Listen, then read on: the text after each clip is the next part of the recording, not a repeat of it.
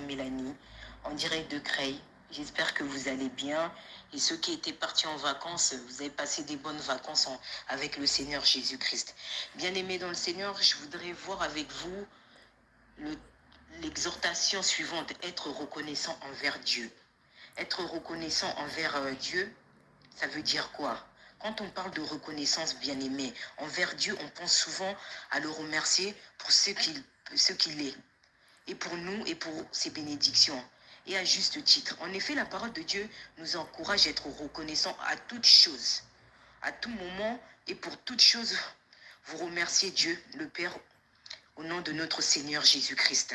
Vous pourrez prendre Éphésiens 5:20 qui nous dit être reconnaissant n'est pas juste un acte ponctuel qu'on l'en fait une fois de temps en temps, bien-aimé dans le Seigneur.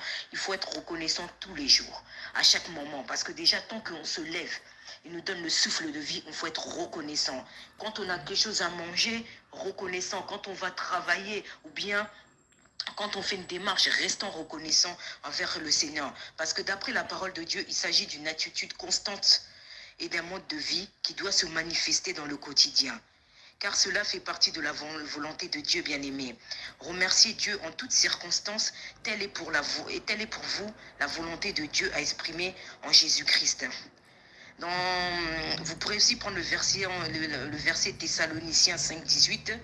Ce verset nous montre aussi que nous avons besoin d'apprendre à être reconnaissants, même quand les situations sont difficiles ou tournent pas à notre avantage. Parce que actuellement, bien aimés dans le Seigneur, beaucoup de chrétiens, ou bien même ceux qui ne sont pas chrétiens, dès qu'il y a un souci, dès qu'ils rencontrent une situation difficile, allez, là ça va plus. Là ça va plus, le Seigneur ne fait rien, et là on devient irreconnaissant. Et la vie, c'est pas ça, bien aimé dans le Seigneur. Je vous encourage toujours à persévérer dans la parole, à persévérer, à chercher le Seigneur non pour vos propres intérêts, mais chercher à faire la volonté de Dieu tout d'abord.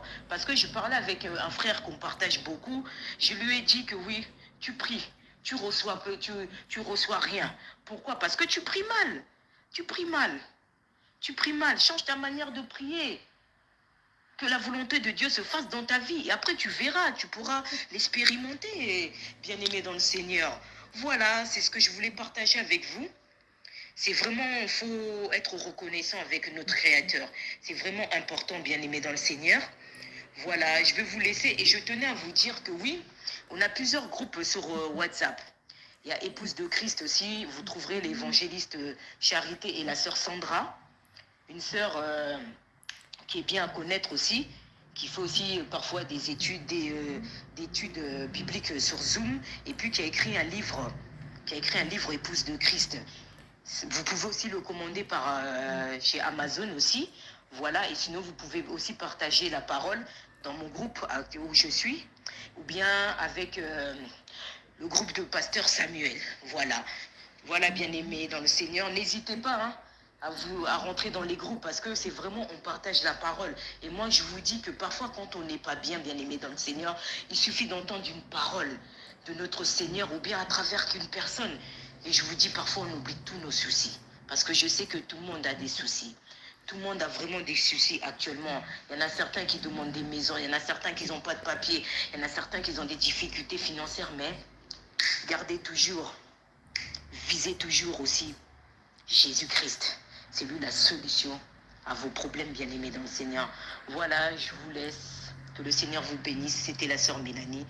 Toujours en direct de Creil. Que le Seigneur vous bénisse.